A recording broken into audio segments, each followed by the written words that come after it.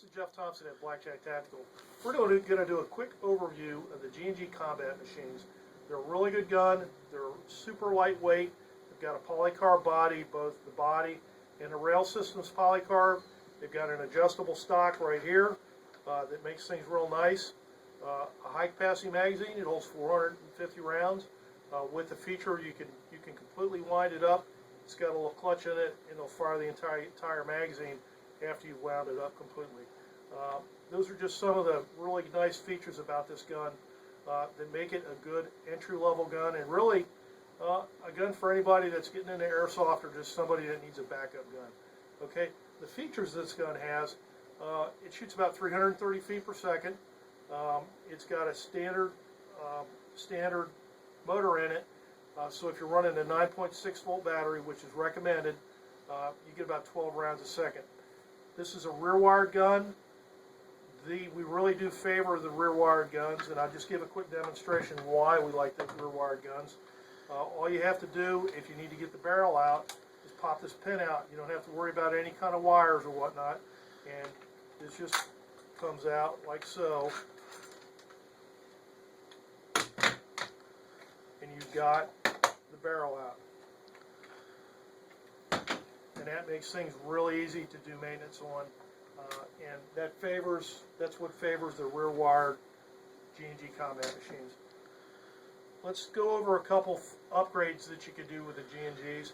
The first thing that we always get comments about is this flash hider. I don't know if you can see it, but this little slot right here, we'll sell these, and especially around Christmas time, we get about a dozen calls a week from customers calling, complaining their guns broke. This slot's supposed to be here. It is for when you put a suppressor on it. The suppressor goes on, and when it turns in, it spins into this little slot and locks it. So it's supposed to be here. It's not a big deal, but that's a call we get very often. The next thing is flash hider, and a lot of people like to replace this flash hider with either a suppressor or a metal flash hider. Now, one thing we always recommend is if you're going to be playing in an area that's open to the public, you want to keep this orange flash hider here. If you're just going to be using this on an airsoft field where you live out in the country where you don't have to worry about people saying anything, then it's not a problem removing this. This has got a pin in it, and it's glued, so it's rather difficult to take off. What we recommend doing is you just can't put a wrench on it and try turning it, because you'll break the gun in half if you try doing that. Or if you do get this to turn, you'll strip the threads. The first thing you need to know is this has got negative threads on it, which means it's righty, loosey, lefty, tighty. So when you go taking this off, you're going to kind of go the opposite way of what you're used to. Now, what we normally do when we're removing this is we'll put some tape up on the end of this, then we'll take a Dremel tool, or you can take a drill. Now, if you're going to use a drill, use a big fat drill with the big drill bit. That way you can eat away the plastic, okay? But normally we use a Dremel and basically just eat away at the plastic on both sides of this pin. Remove the pin. If you don't remove that pin, you'll damage the threads when you try and unscrew it, okay?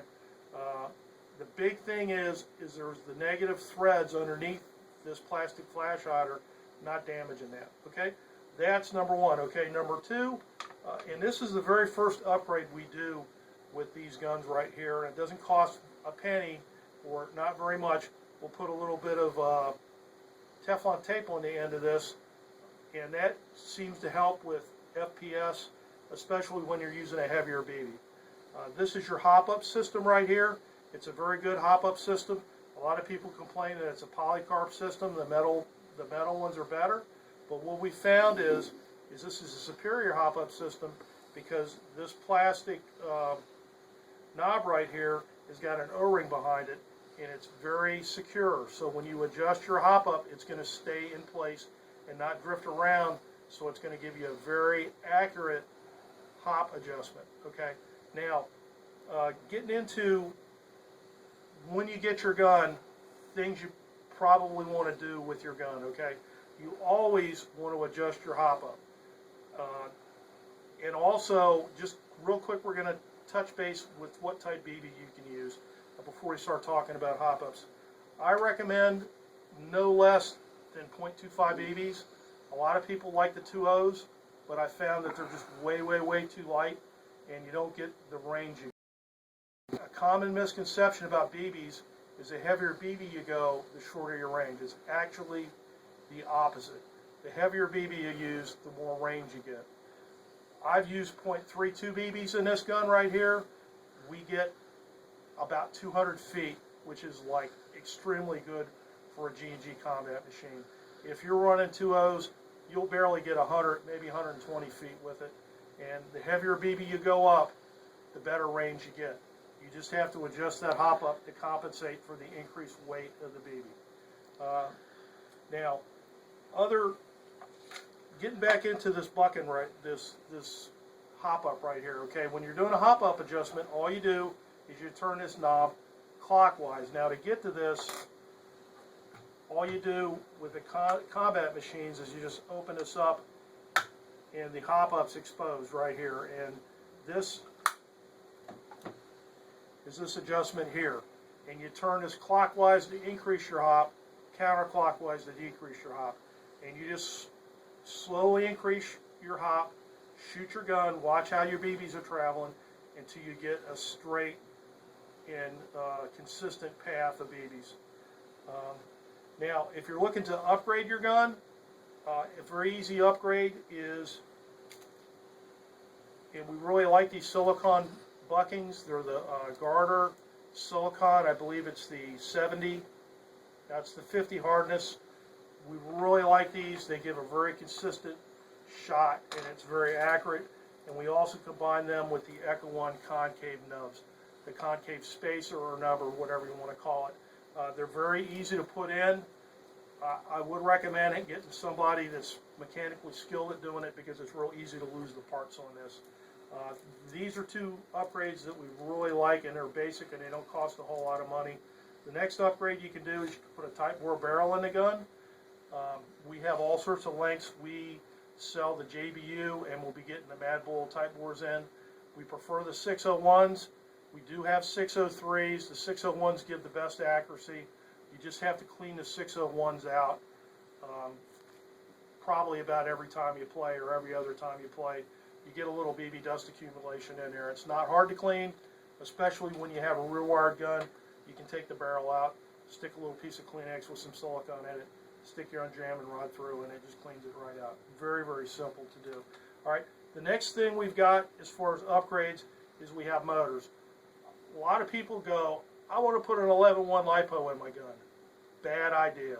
If you put an 11.1 LiPo in a G&G combat machine, odds are going to be pretty high you're going to regret it very badly, because you're going to strip some gears, or you're going to strip your piston. The guns they may say they're LiPo ready, but they may be 7.4 LiPo ready, not 11.1 LiPo ready. Okay, so if you're trying to pick up your rate of fire, the most important thing to do, run a 9.6 1600 nunchuck. It'll fit in the crane stock very easily, very easy to put in, and run a high torque motor. I wouldn't do a high speed motor. High speed motors, they go fast, but they really don't carry a lot of torque. And we've had a lot more success just running the high torque motors, like the Lonex motor, or the GMP motor, or the SHS. The high torque motors, they run real fast. They'll take the torque, and you'll be a lot happier if you go with high torque rather than high speed. The next thing we've got as far as upgrades is we have optics. Now, when you're trying to put optics on your M4, the first thing you got to remember is you have to elevate it a little bit, because on a G&G combat machine, this piece right here doesn't come off. It's integral to the barrel. The only way you can get this triangle off is you take a Dremel and cut it. You probably don't want to do that. I don't recommend doing that. You would cut it and then sand off the edges so you don't cut yourself. But that's the only way this is going to come off and maintain the structure of this barrel system right here. Another thing that we normally do with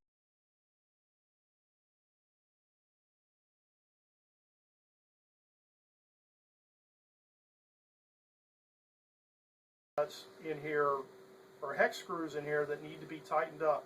And we recommend using Loctite or epoxy. Take the screws out, put some epoxy or Loctite in them, and tighten them back up. If you don't do that, what will happen is you'll grab a hold of this or whatnot, and this will just come flying out at the absolute worst time. So when you get that, we recommend that you tighten these screws up right here with the combat machines. That's really the biggest complaint, and really the only complaint we get on these guns. And it's really a very, very easy fix. Okay, getting back to the optics, we talked about having to have the optics elevated a little bit.